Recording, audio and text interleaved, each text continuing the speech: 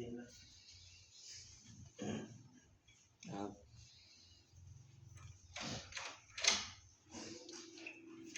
กินกับเกลือนี่บูด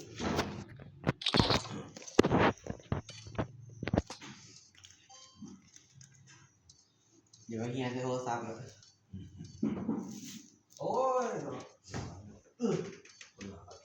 บูมเย็นเทแท้ๆมันแต่ว่าไส้โรตีมันลื่นไม่ลุกไม่เลยครับไส้โรตีมันลื่นพื้นนะผมก็เลยต้องใส่ทงตีนแต่ว่ามันลื่นคันบ่ใส่ทงตีนก็เปิดง่ายๆเนี่ยเจียวนะครับคันบ่ใส่ทงตีนก็ลื่นคันบ่ใส่ทงตีนก็เปิดง่าย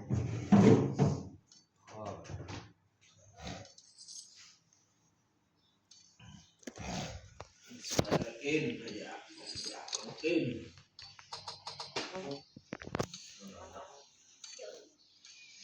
ไปแล้วนอนแหลก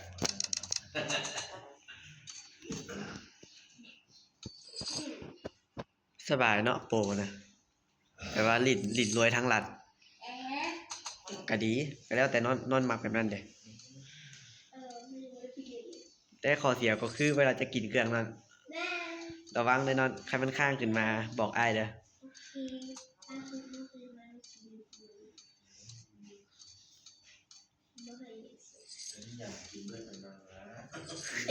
เนี่ยกินโทรศัพท์ไปนะนอนได้นอน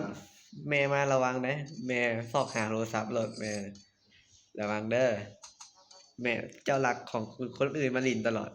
ทั้งรัก iPad เอ้ยดีมาลินแล็ปท็อปเอ้ยก็เอามาลินอีกแล้วก็เอาเครื่องใช้สำอางของเอ้ยมาทาหน้าตัวเองเนาะบ่เคยป่ะโอ้ยลูกเห็นเต็มตาไปนอนมันลินน้ำผู้หญิงเนาะให้ผู้หญิงแต่งตัวให้นอนเห็นตับตานะมันมีปาเต้ลาเต้ท้าให้นอนเลยบ่ได้บอกมั่วเลยแม่ขอโทษ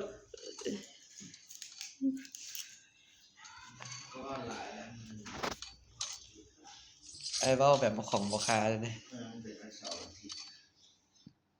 เพราะว่าวันจันทร์วันศุกร์ลูกบ่ได้ลินน้ำหมู่เลย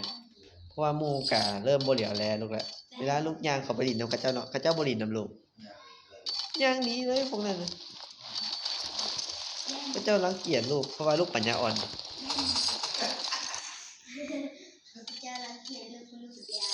แม่นความนั้น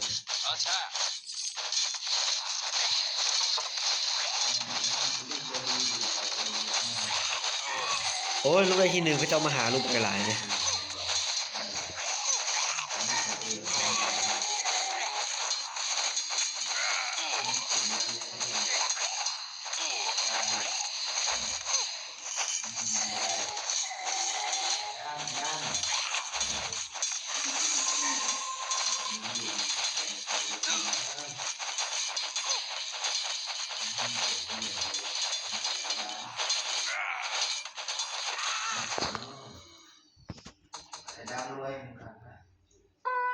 โอ้ก็จะได้เงินนั่นเด้เวลาลูกรวยขึ้นมาลูกจะบ่เหลียวแลเขาเจ้าเด้กับเขาเจ้าบ่เหลียวแลลูกเพราะว่าลูกรวยคนเดียวเด้เพราะว่าเอาตัวเองรอดคนเดียวตอนนี้ลูกก็ได้ที่10ปลายแล้วแบบว่าได้6จุดได้5จุด7จุดได้ที่4ก็มีของแท้ลูกไปอ่านเบิ่งปฏิทินบ่แม่นคะแนนอยู่เจียน่ะทั้งญาติเขาเจ้ามาเบิ่งเพราะว่าเขาเจ้าแย่งกันป่ะ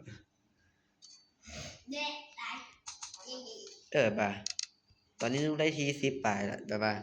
คันได้5จุด6จุด7จุด8จุด9จุด10จุดแม่นได้ขึ้นห้องส่วนคนที่ได้4จุดบ่ได้ขึ้นห้อง4จุด3จุด2จุด1จุดแล้วก็0จุดแม่นข้างห้อง4จุดลงมาก็ตกแม่นคัน5จุดขึ้นคัน5จุดขึ้นไปก็ได้ขึ้นห้องโอ้ลูกได้5จุดล้วนได้ป่ะบ่มีจักจุด4จุดเลยนะ บ่มี4จุดจักอันเลยแต่มันมีข้อเสียอย่างหนึ่งก็คือลูกไปตีนำกับเจ้าคันตีกับเจ้าหกข้างเนาะก็ได้ออกโรงเรียนแต่ลูกข้างเดียว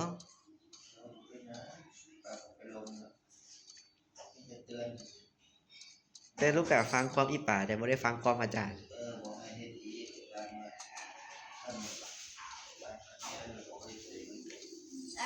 ส่วนหลายแล้วอาจารย์จะย่านลูกไปถามแบบว่าลูกถามบนเรียนเนาะแบบว่าถามรัวๆว่าอันนี้มันหยังอันนี้มันหยัง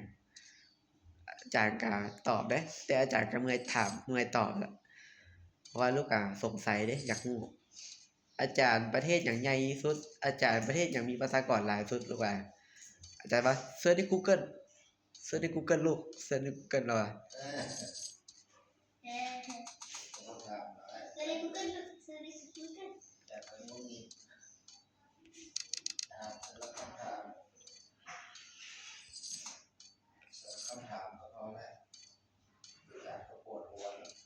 แม่นเพราะว่าอาจารย์ทั้งสอนคนแล้วก็เฮ็ดเวียกแล้วก็จดบทเรียนนำอาจารย์นะเวียกอาจารย์หลายอย่างแบบว่ามันหนักหนาสำหรับอาจารย์เนี่ย Oh, peng.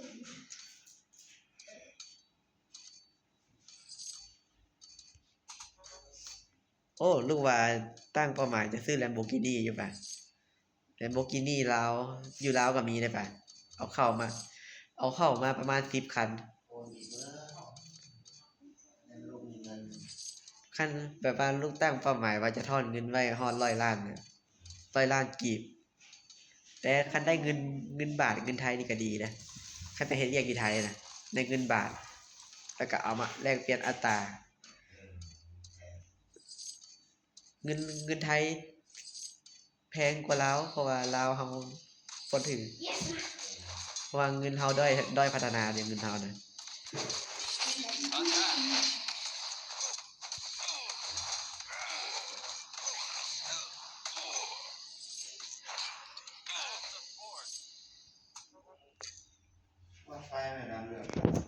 โอ้ขอโทษ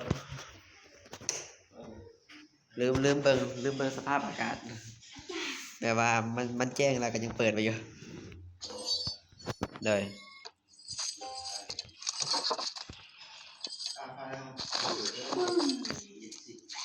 โอ้นั่นเป็นย้อนยุคบ่เปิดไฟเนาะ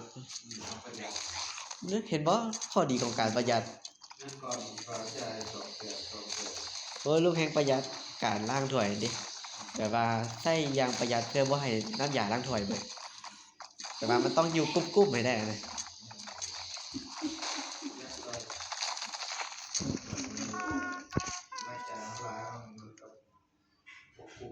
โอ้ลูกซอกหาเวียกเฮ็ดนานทำอยู่ตรงนี้แบบว่าอยากเฮ็ดเวียกคืออนอนก็เลาะเบิ่งว่ามันมีเวียกหยังให้เฮ็ดบ่แต่เลาะขี่รถเด้บ่แม่นเลาะหยัง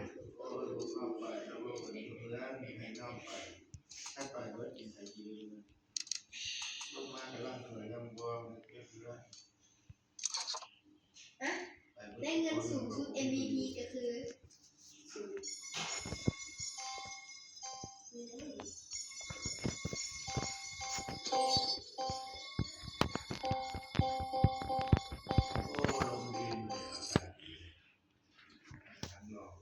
เยี่ยมแต่ กาปลาก็ไปสูดอากาศตัวโอ้บ่เห็นขอโทษบ่เห็นขอโทษขึ้นไปต้นขึ้นขึ้นต้นไม้พุ่นน่ะโอ้ลูกก็พยายามจะปลูกกระเทียมอยู่ลูกว่าจักซื้อกระเทียมโดย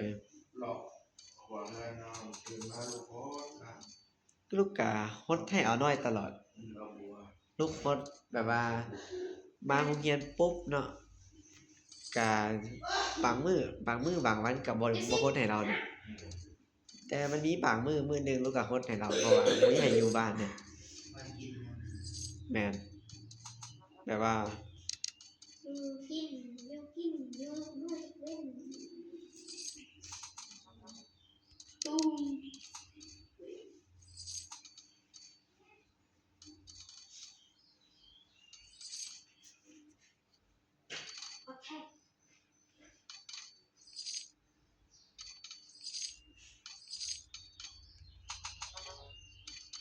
โอ้ป่ะมื้อนี้ YouTube มันอัปเดตมาใหม่ก็คือมันสามารถถอดข้อความเสียงได้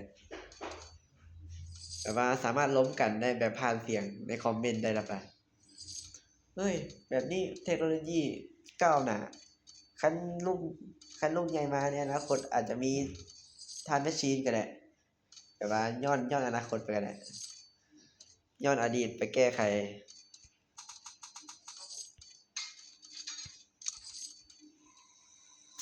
โอ้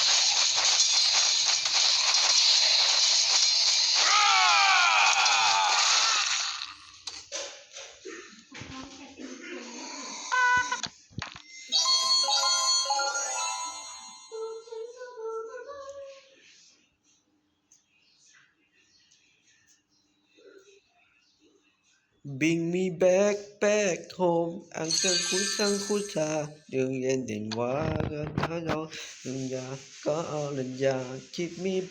back home you can chú xa đừng yên tình quá na đâu đừng già có lần già la la la la la la la เพลงเต้นคอร์ดิโซ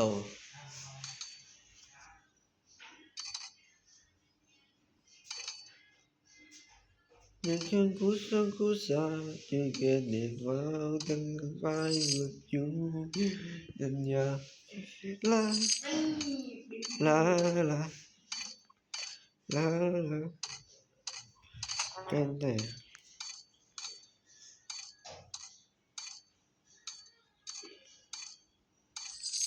phên con tì số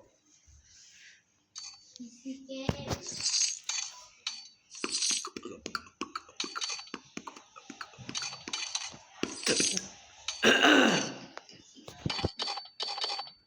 แฮม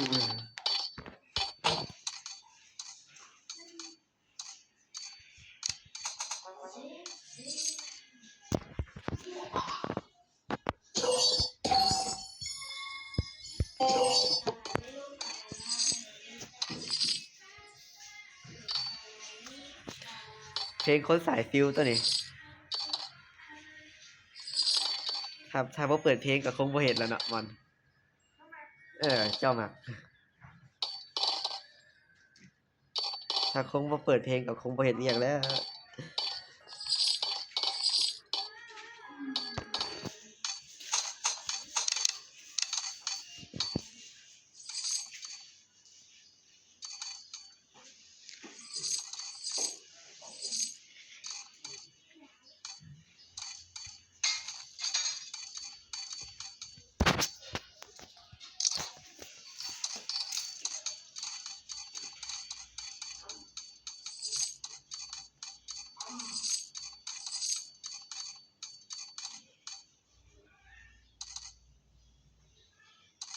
ไฟนอนแม่เอิ้นไฟระวังเด้อระวังถึกตีเด้อตายโลดเจ้าน่ะเอาโทรศัพท์แล้วมาลิด